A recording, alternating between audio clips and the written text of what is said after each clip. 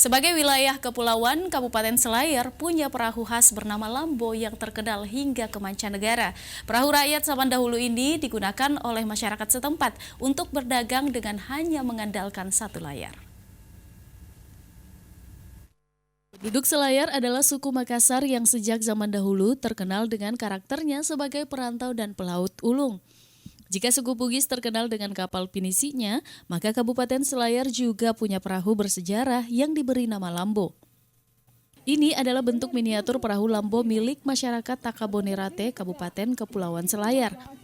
Jauh sebelum mengenal transportasi modern, masyarakat Selayar menggunakan kapal kayu jenis Lambo ini sebagai alat untuk berdagang. Perbedaan Lambo dan pinisi ada pada layar dan bodi perahu. Kenapa Lambo? Karena hanya memiliki satu layar. Ciri khas satu layar Lambo.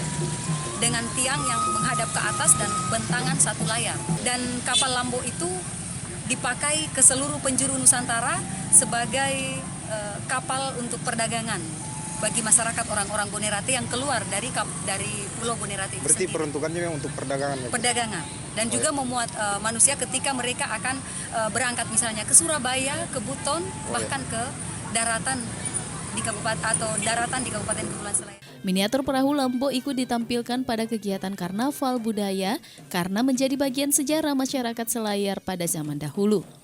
Jika Anda berkunjung ke Taman Nasional Takabonerate, sempatkan waktu untuk menyaksikan langsung proses pembuatan perahu tradisional ini.